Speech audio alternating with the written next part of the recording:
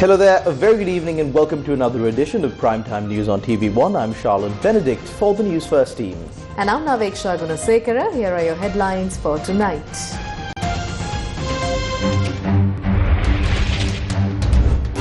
Massive power outage in Spain and Portugal. Millions of households left in the dark. President forwards Batalanda Commission report to the Attorney General.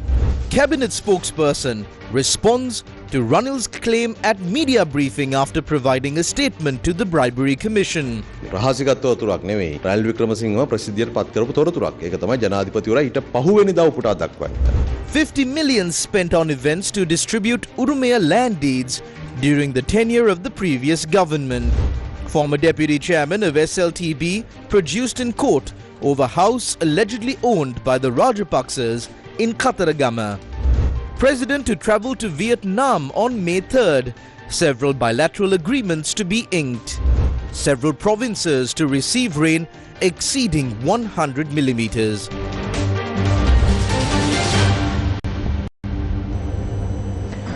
On to a look at those stories in detail now. Electricity had been restored to most of Spain and Portugal after huge nationwide blackouts, although authorities were still trying to find out what caused the sudden outage. Spain's power company REE has ruled out cyber attack as the cause of the nationwide power outage.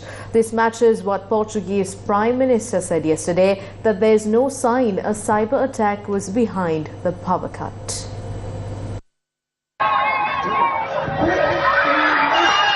In Spain, schools and offices reopened, public transport restarted after long delays, traffic gridlock eased and many hospitals had recovered power while others continued to operate on generators. Spain's electricity grid operator Red Electrica said it was able to supply virtually all of the country's electricity demand, while Portugal's equivalent REN said that by late on Monday it had all 89 substations in the country back up and running.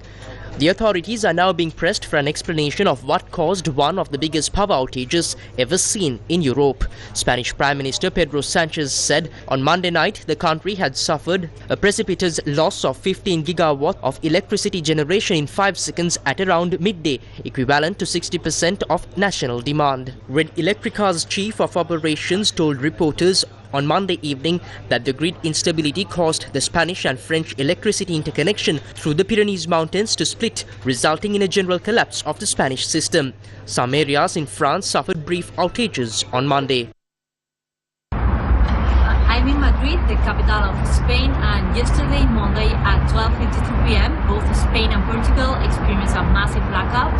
Electricity and mobile phone coverage were cut off, and roads became jammed because of the traffic lights stopped working, and both trains and the metro came to halt. There was widespread uncertainty across the country, except in hospitals, which had their own backup power systems. And the government, led by the Prime Minister Pedro Sanchez, called an emergency meeting to investigate what happened. At 5 p.m., they gave an official statement. So far, the only confirmed fact is that for 5 seconds, 50 gigawatts of electricity suddenly disappeared from Spain's power grid. And according to government sources, that was 60% of electricity being used at the time. So those 5 seconds were enough to cause Monday's collapse.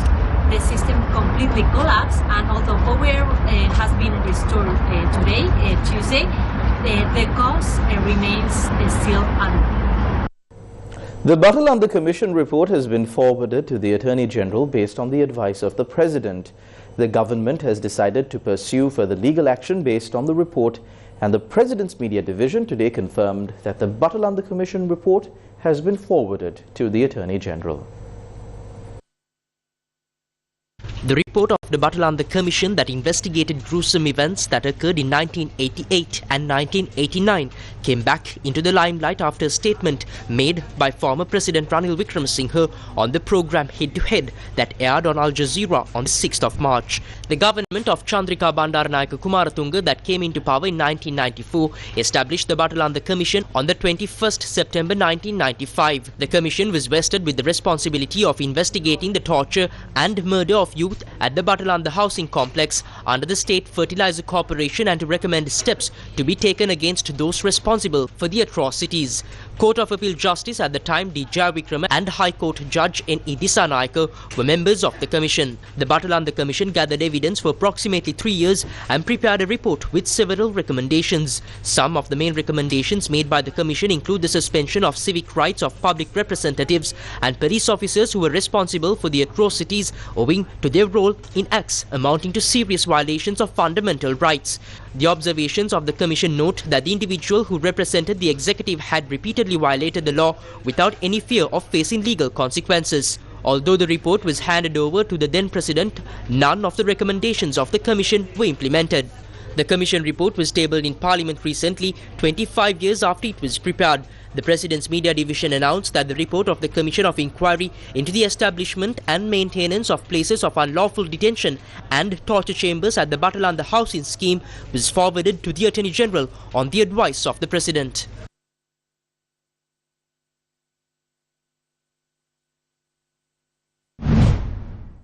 Journalists raised questions at today's cabinet briefing regarding a statement made by former President Ranil Wickremesinghe during a media briefing held after his appearance before the Commission to investigate allegations of bribery or corruption. අපි දැක්ක ඊයේ හිටපු ජනාධිපතිතුමා රජයට චෝදනාවක් ඉදිරිපත් කරනවා මේ අල්ලස් කොමිසමට එතුමා යවපු ලියුමක් වත්පන් ජනාධිපතිතුමා කියවලා තියෙනවා කියලා. ඇත්තටම අල්ලස් කොමිසම ඔහුට කැඳවීම After the Bribery Commission issued him a summons, he himself mentioned on his social media accounts on the 11th April that he couldn't attend on the 11th and would be available to come to the Bribery Commission on the 17th.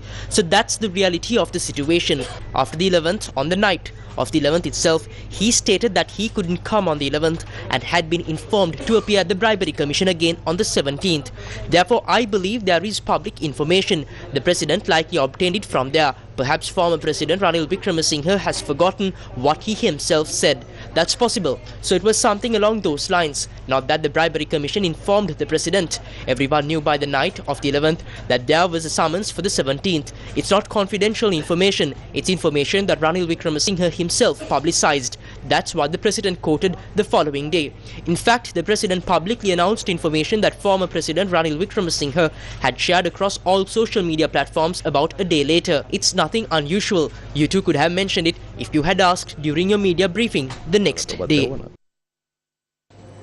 Cabinet spokesperson Minister Dr. Nalinda Jayatissa today said that the previous government had spent over 50 million rupees on events organized to distribute Urumaya land deeds.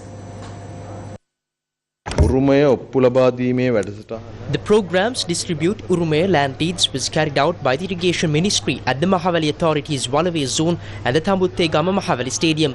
Approximately 52.9 million rupees was spent solely on these events. The ceremony held in Kegol cost roughly 2 million rupees. The one in Ratnapura 600,000 rupees, Gaul 2.4 million rupees and Hambantota 1.3 million rupees. As you know, numerous ceremonies for the distribution of these Urumaya land deeds were rapidly conducted at that time.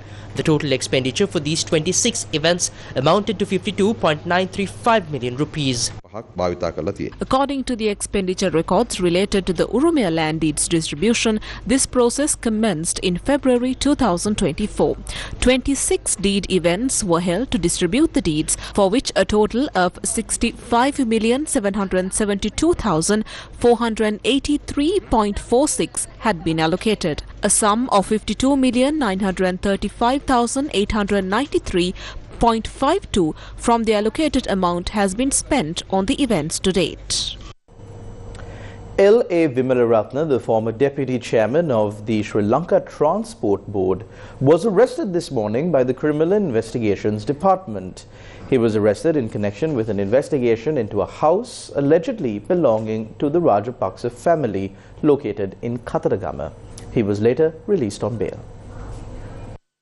L.A. Vimalaratna, the former Deputy Chairman of the Sri Lanka Transport Board, was apprehended at his residence in Mama Madala, Ambalantota. Following his arrest, he was presented before the Tissa Maharama Magistrates Court, where he was released on personal bail of 5 million rupees. As part of the bail conditions, Vimalaratna is required to appear before the CID every 6 months. The CID informed the court that Vimalaratna was heavily involved in the construction of the house and is being investigated under money laundering laws. The Colombo Fort Magistrates Court issued a travel ban on Tusitha Halloluwala, who served as the director of the National Lotteries Board. The ban was issued by Magistrate Nilupuli Lankapura following a request from the Colombo Fort Police. The request was made in connection with an ongoing investigation into allegations of misappropriation involving National Lotteries Board assets. Halloluwa, who served from 2017 to 2019, is accused of the fraudulent use of an iPhone, iPad, charger and an Apple MacBook computer valued at 478,307.03 rupees. The investigation was initiated based on a complaint filed by the Assistant General Manager of the National Lotteries Board on the 21st of October 2024. The Colombo Fort Police presented these details to the court, leading to the issuance of the travel ban. Previously, the Colombo Fort Magistrates Court had ordered the police to arrest Halloluwa and present him before the court. The attorneys of former President Maithripala Sirisena informed the Supreme Court today that the former president had paid the 1 million rupee compensation that was ordered to be paid by him after the Supreme Court annulled the presidential pardon granted by him to Jude Shramanta Jayamaha, who was serving a death sentence for the Royal Park murder. The case was called today before Supreme Court Justices S. Raja, Yasantha Kodagoda and Janak De Silva. Former President Maithripala Sirisena also appeared in court today. After considering the submissions made, the Justices of the Supreme Court released former President Maithripala Sirisena from the case.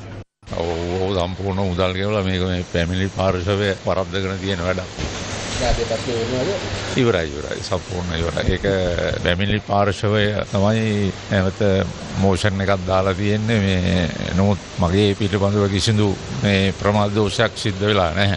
ඉතින් ඒක නිසා මේ මුදල් බැඳපු අයවා ඔක්කොම නිමිත කාලයට කරලා තිබුණා. ඉතින් රිසිට් පත් ඉදිරිපත් කළා. ඒක නිසා ඉතින් කටයුතු අවසන් වෙනවා.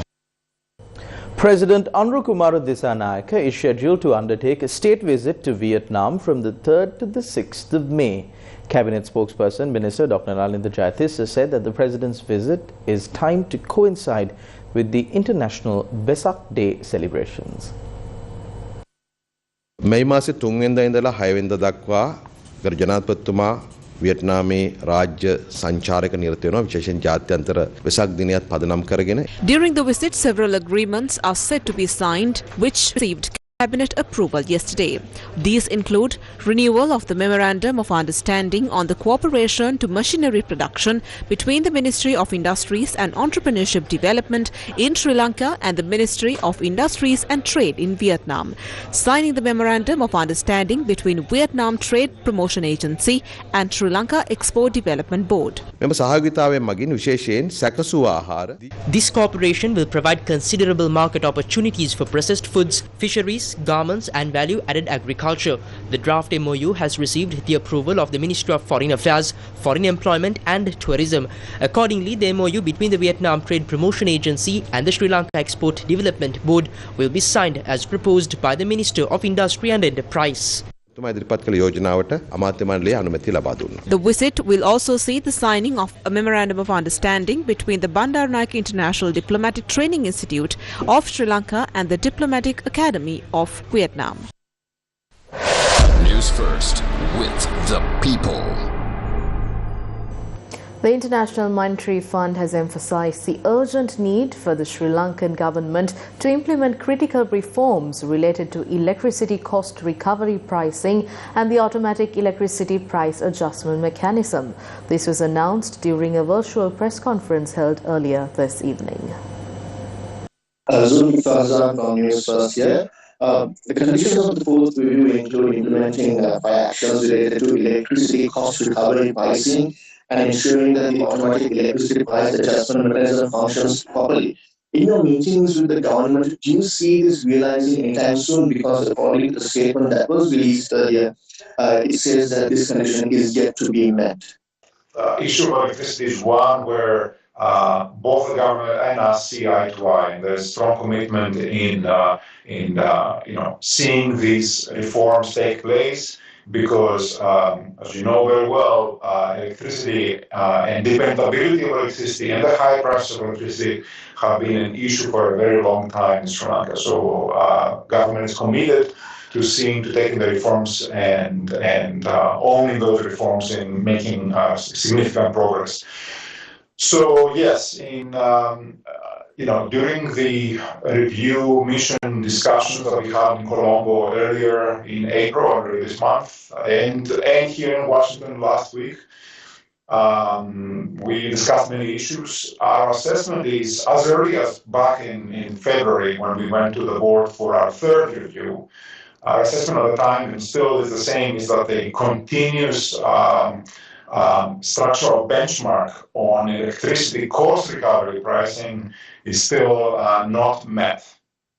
And that means that the price of the tariff, it does not create enough of a ability for the utility, for the CEB, to be able to meet its costs, the generation costs and transmission and distribution. In addition to that, the automatic tariff adjustment mechanism, based on the bulk supply transaction account, the BSTA, has not operated as we envisaged. And the April tariff revision that was meant to take place for the second quarter of this year was not implemented. So, as a result of that, given the criticality of electricity cost recovery and the program, we have proposed, the IMF has proposed the introduction of prior actions related to restoring electricity cost recovery pricing and ensuring proper function of the automatic electricity price adjustment mechanism, the BSTA that I mentioned a few moments ago. The implementation of these prior actions is an important milestone, is a requisite, if you will, for the completion of the fourth review. And in terms of the timing, there was a question. Of course, we defer to the authorities and to the regulator, the PUCSL, on the exact timing for implementing these actions, these prior actions. But we urge them to do so as soon as possible, so that the utility company CEB is not incurring financial losses on a forward-looking basis. In other words, the authorities should avoid a situation where debt is building up at the CEB, so that the utility company does not become again a significant contingent liability to the government and a burden to the taxpayers, so it doesn't become a fiscal drag. I think this is well understood by the authorities. It has been explained time and again. It's a core pillar of the program that once it is resolved and properly held, it will help fiscal sustainability, and it will make electricity price generation more dependable. And down the road, this will allow for more stability, for more investment, and for the necessary steps to see electricity prices come down. The local government election Sri Lanka 2025. Former President Ranil Wickremesinghe has said that declaring the 2019 Easter Sunday attacks was not the work of ISIS had upset US President Donald Trump. He expressed these views at a rally held in Galle today.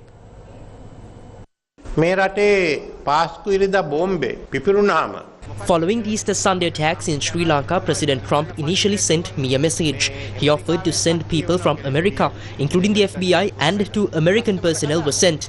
He later called, offering assistance if needed.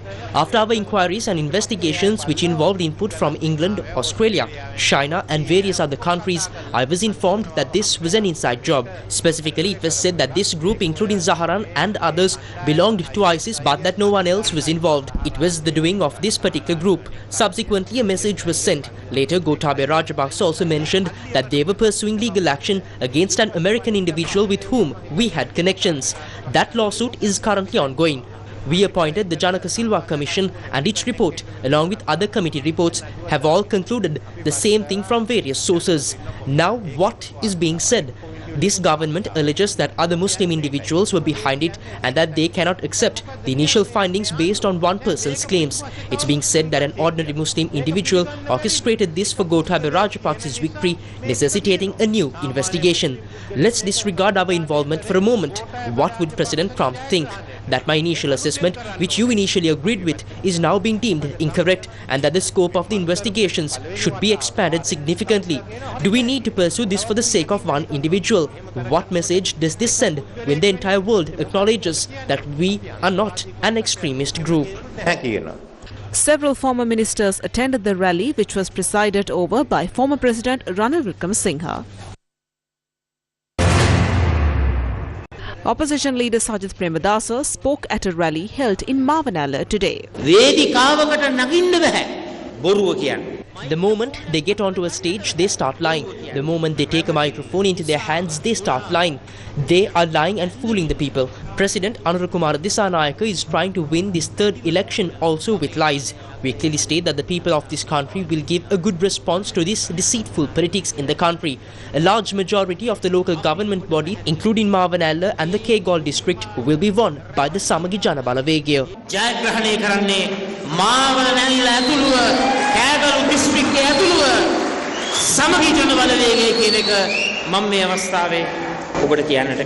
Sajit Premadasa was seen snapping some selfies with those who attended the meeting.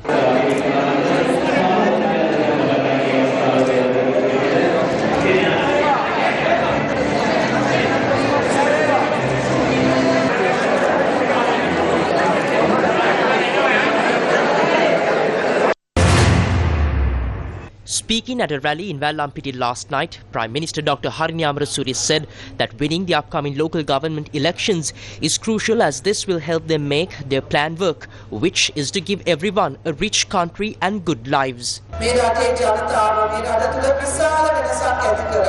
The people in this country made a big change. The powerful families and famous people who used to be in charge didn't expect it. The people trusted the National People's Power and won twice in 2024. They know the country needs to go in a new way. I'm sure that on May 6th, 2025, we will win a third time as a country. We are starting a plan to give everyone a rich country and good lives. To do this, we need local councils that can do things right and are not stealing. Will you help us make that happen on May 6th? We need to make these things work together. We couldn't build the bottom up before. It was taken from us. But now we are building from the top. That's why this election on May 6th is important. It's the third step for the change that started in 2024. We don't need to worry about their small problems. Let's tell people who have hopes to keep them. I saw someone say that Ranil Wickremesinghe will become president in August. They seem to think so. It's strange, they haven't won an election in many years. Now suddenly they say they will be president in August. Don't worry, President Anura. For the next 5 years, President Anura will be the president, not anyone else.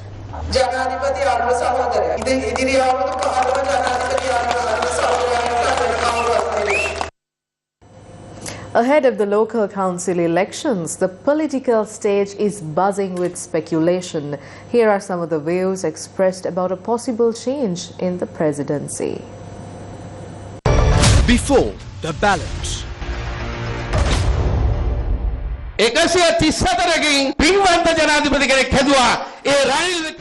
A blessed president was appointed by 134, and that president was Ranil Wickremesinghe.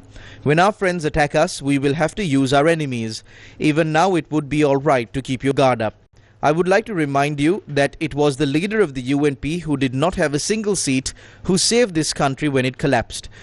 I can tell you one thing based on my experience after having worked with our leader. By the next Sinhala and Tamil New Year, there will be no government of 159.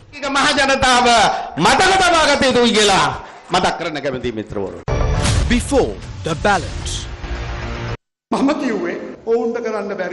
What I said was, when they can't do it, Sajit Premadasa and our team will be ready. Sajit Premadasa is honest and always spoke the truth. He lost after speaking the truth, but that's all right. Now he is ready. A team that can accept the country with a level head is with Sajit Premadasa. If they can't do it, we are ready. That is what I said. Do not panic. I would like to inform the people of Mavanala that I have a responsibility to give you the power of the government. I will be in this fight until then. Do not be afraid. It won't be long. Before the ballot.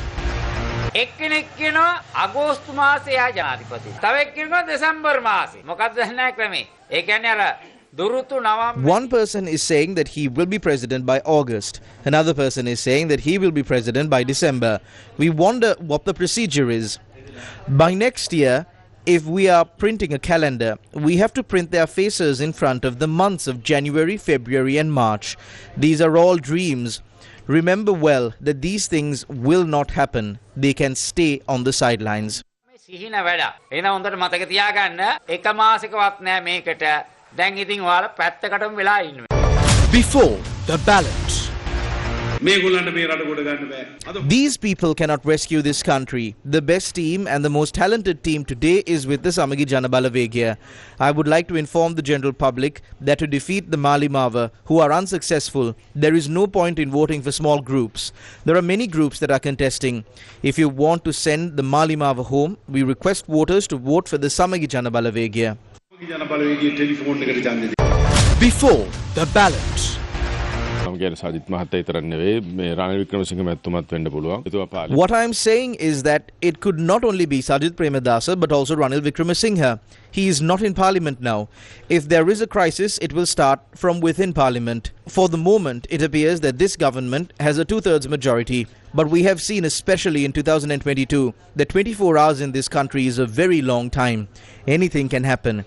I hope that nothing unusual like that happens. Nobody wishes for this country to go into a crisis again. But it is clear that this country can only be fixed through Ranil Wickremesinghe's vision. Before the ballot. It is funny that the members of the former government are hoping that this government will collapse soon. I believe that it is just one of their dreams that will never happen. But this does not mean that this government is working well for the benefit of the people. That is the reason why we ask the general public of this country to use this election to give a red light to this government. Before the ballot. They are saying that we will collapse and that the country will fall into a crisis. Kabir Hashim is saying that Sajit will become president. I saw Rajitha saying that Ranil will become president. The Thera from the tractor is saying that he will become president before that. They are fighting for the presidency. I would like to say that if anyone is dreaming of the NPP government collapsing, the economy collapsing, and people standing in fuel queues and gas queues, and that the people will chase the president and appoint Ranil Wickremesinghe as president, remember that we have 159 members in parliament. In the past, it was one of their groups that appointed the president. We have 159 in parliament, and we are the ones who have to appoint the president. Those are dreams that will never come true. Before the ballot. National organizer of the Sri Lanka Podujana Peramuna Namal Rajapaksa urged the government to take action to enhance public security. He expressed these views at a public meeting held in Vaduwa. They came to power making us sit on benches, promising to teach us about national security. However, in the end, the minister had to sit on a bench and watch the media report the number of shootings and murders that occurred in a single day. Despite all of this, the government, showing utter disregard and not valuing the lives of those who are dying, is only focused on advancing their political agenda and is making a mockery of all these incidents. Therefore, we urge the government to please ensure the safety of the people, of every individual and citizen in this country. Your party came to power by making numerous grand promises. Cabinet spokesperson responded to these accusations during the cabinet media briefing. Panadura ප්‍රදේශයේ වෙනි තත්ත්වයක් වාර්තා වුණා. ඔතකොට මෙවර පළාත් පාලන මැතිවරණයට තරඟ කිරීමට නියමිතව හිටපු අපේක්ෂකෙක්ව ඝාතනයට ලක් වෙනවා. කවුද? මේ පළාත් පාලන මැතිවරණයට තරඟ කරන්න නාම යෝජනා වලින් ඩෑන් පියසාත්ව ඝාතනයට ලක් වෙනවා. මොකේද? ශ්‍රී ලංකා පොජ්ජන පෙරමුණෙන් නාම යෝජනා බාර දුන්නු ඩෑන් ඔබතුමා දන්නේ නැද්ද? පොහොට්ටු අපේක්ෂක නේද? ඔබතුමා දන්නේ නැද්ද ඒක? පොහොට්ටු අපේක්ෂක නේද? දුමෙන් වගේ යන්නේ වෙන කෙනෙක් ඝාතනය වුණේ නැහැ නේ මම. මම බැලුවා ඝාතන කීපයක් වුණාට පස්සේ තවත් ඇයිනවද? මම යවුවානේ පළාත් පාලන මැතිවරණයට අපේක්ෂකයෙක් කියලා. ඔබතුමා ඒක දන්නේ නැහැ වගේ යනවා. පොහොට්ටුවත් මුලින් කිව්වේ නැහැ ඒගොල්ලන් අපේක්ෂකයෙක් කියලා ඒකයි. ඒක වෙනම දේශපාලන කාරණයක් නෙමෙයි ඔබතුමා මම අහන්නේ. ඒක ලඝු කරන්න එපා එතෙන්ට. කරුණාකරලා මොකද ඝාතන රැල්ලක් වැඩි වෙලා තියෙනවනේ. දැන් අර හඬපටයකුත් නිකුත් වුණා ඒ අපේක්ෂකයා සම්බන්ධයෙන් අපි දන්නේ නැහැ කාගේද කින්දමන්ද කියලා. ඒ හඬපටයෙන් කියනවා ජනාධිපතිතුමා යන වැඩපිළිවෙලට හරස් වෙන්න බෑ. එවැනි හඬපටේ වෙන දෙයක් තියෙනවා. හඬපට නම් ඉතින් එතන කොච්චර තියෙනවද නේද? හරි. There are numerous audio recordings circulating out there. Investigations are underway regarding that individual. The police have arrested several suspects believed to be the shooter. Police investigations are ongoing into the shooting that occurred last night in Panadura. I cannot comment on the arrests at this time. The police will issue an official statement regarding that. These investigations are revealing that many of these incidents are conflicts between underworld gangs involved in drug trafficking. Current investigations indicate that almost all these assassinations are a result of such gang conflicts. Therefore, the government and the police are intervening and taking action in this regard. Nothing will be overlooked. All relevant investigations are proceeding and arrests are being made. Additionally, individuals who attempted to flee the country have been apprehended and efforts are being made to bring back those who have already left. You can see that we are systematically dismantling a long-standing network involving drug cartels, political authorities and elements within the state machinery, including some prison officials, security personnel and police officers.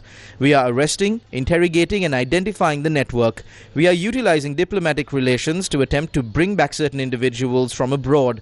We believe that all of this will yield results. We are not sensationalizing any of this. If you recall, in the past, they made a spectacle out of everything, from checking children's bags for drugs to putting up stickers. We are conducting these operations without any such theatrics. Those involved will face the law. Do not worry. අදාළ අය නීති හමුවට පැමිණෙනවා බය වෙන්න එපා.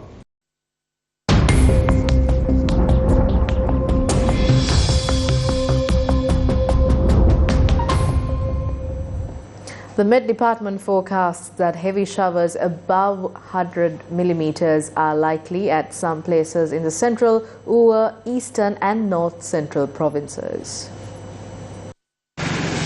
Heavy rainfall in Haliala has led to the main access road to the Haliala railway line being submerged. Newsfirst correspondent reported that several houses in Bogaspitia, Haliala have been flooded. Irrigation engineer of Kanthale SCS Suravira said that all the sluice gates of the Kanthale reservoir have been opened. As a result of the overflowing water, approximately 400 acres of paddy fields in Kanthale have been inundated. Badulla has been experiencing continuous rainfall since noon today. The Kanupalala section along the Badulla-Veval-Hina road was also flooded. In Nuarelia, the Scrapwater Road and Nanuoya Road and the Single Tree Road have been flooded. Due to this, 61 people from 16 families have been displaced. Strong winds have caused damage to the roofs of 24 houses in the Veralivata estate in Diagama, Nuarelia.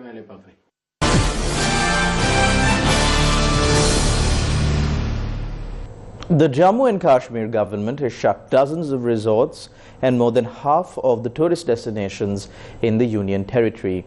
The preventative move comes amid security concerns days after a terror attack at the scenic meadows of Palaglam left 26 civilians dead.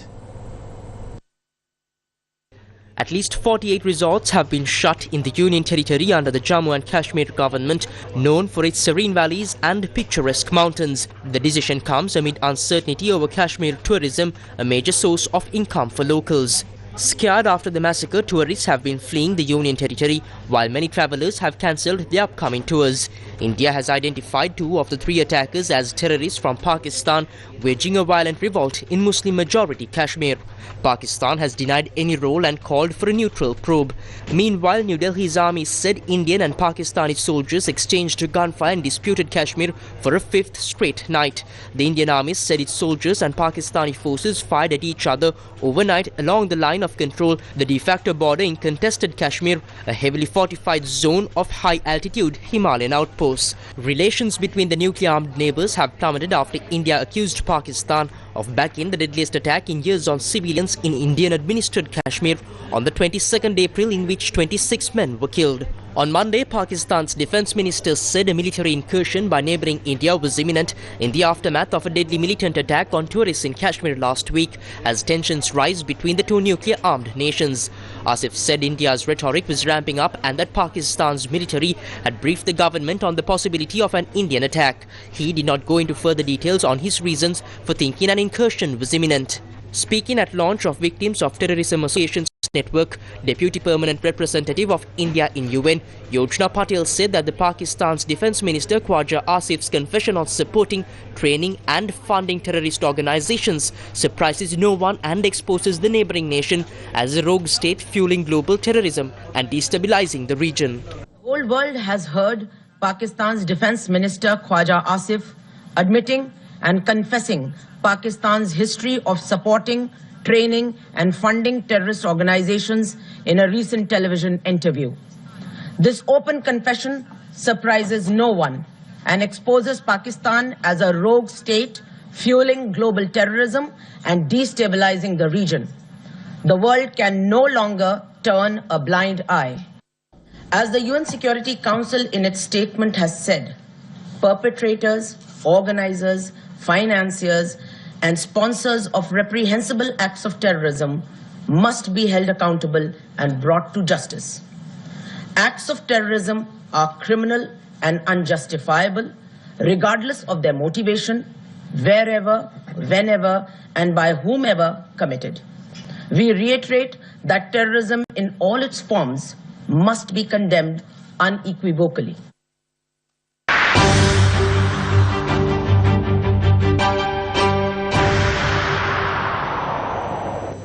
One person has died and another injured during a shooting in Hina, Panadura. The shooting was reported around 12:15 a.m. today in Hina, Panadura. According to police, two unidentified gunmen on a motorcycle opened fire during a party at a house in Malamulla West.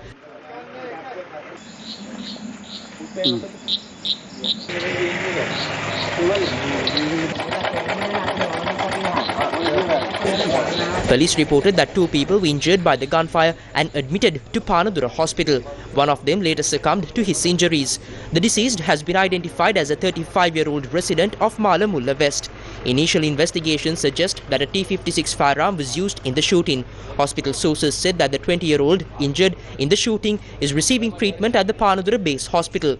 The Hina police have launched an investigation to apprehend the suspects involved.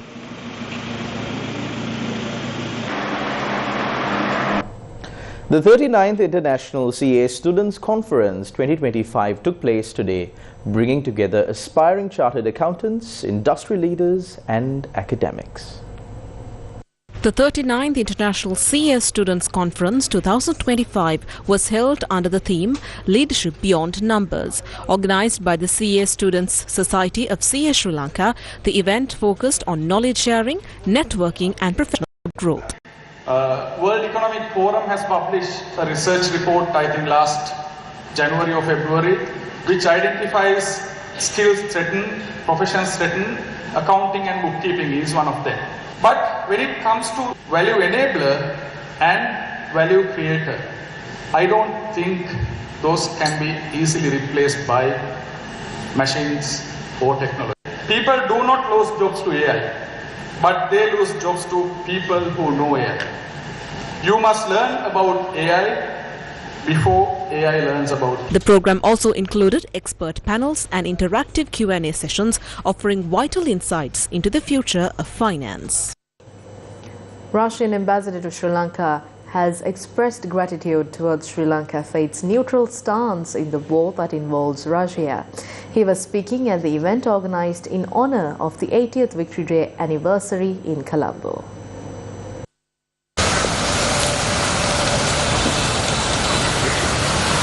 The establishment of monument in honor of the 80th Victory Day anniversary took place in the Public Library of Colombo.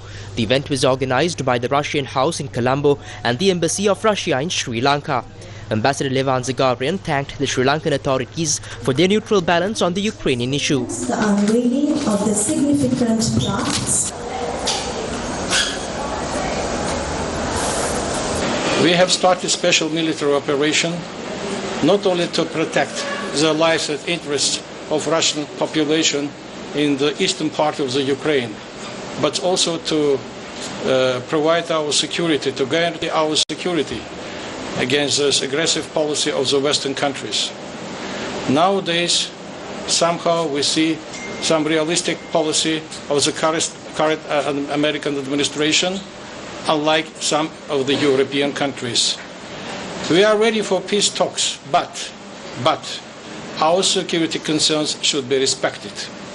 Once again, as you know, President Putin just announced our readiness for ceasefire for 3 days, May 8, 9, 10. It's another, evidence for our readiness for peace talks. But once again, our security concerns should be respected. And we disagree with the term Russia-Ukrainian war. It's not Russia-Ukrainian war. It's collective aggression of some countries, Western countries, against my country. And let me assure you that Russian Federation, a nuclear power, we are strong enough to defeat the puppet regime of the Ukraine and its foreign sponsors. Now we are talking about European sponsors, no doubt. But once again, we respect all the people, we respect all the countries, but our demand is, please, respect Russian concerns, respect Russian sovereignty.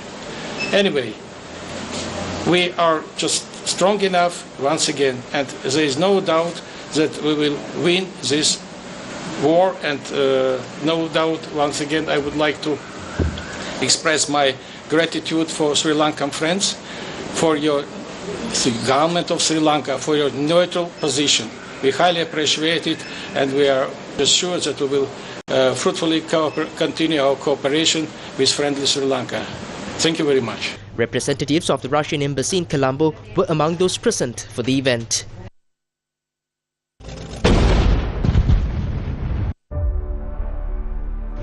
World War II is a conflict that involved virtually every part of the world during the years 1939 and 1945.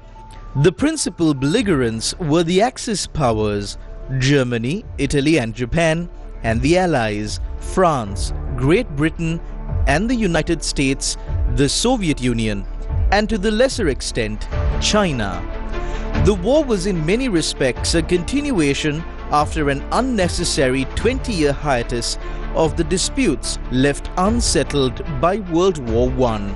The 40 million to 50 million deaths incurred in World War II makes the bloodiest conflict as well as the largest war in history. World War II began in Europe on the 1st of September 1939 when Germany invaded Poland. Great Britain and France responded by declaring war on Germany on the 3rd of September. The war between the USSR and Germany began on the 22nd of June 1941 with Operation Barbarossa, the German invasion of the Soviet Union.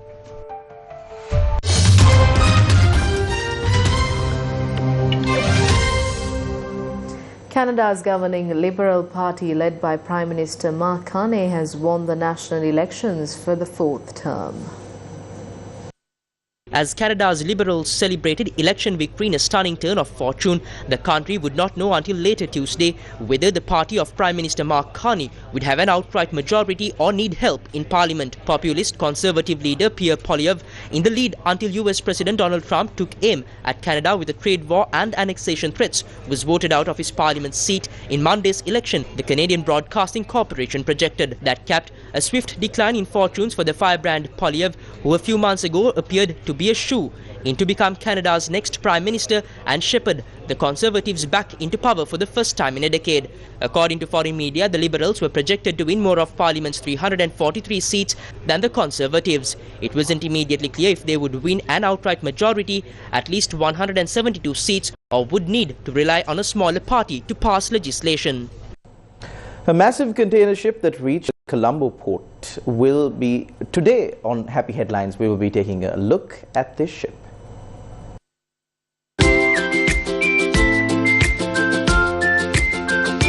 Happy Headlines. This is the MSC Marila. With the arrival of this ship, the East Container Terminal was able to mark a turning point in the country's marine history. This ship is 400 meters long and 61.3 meters wide. The ship had come to the Colombo Port from Britain and will be travelling to Singapore. This ship can carry 24,246 containers. 1,800 containers will be unloaded in Sri Lanka. A majority of the cargo is massive trucks to be sent to other countries. The East Container Terminal is equipped with modern technology and capabilities that gives the capacity to handle large ships. The development of the East Container Terminal and such large ships arriving in Sri Lanka will undoubtedly develop the trade relations that Sri Lanka has with the rest of the world.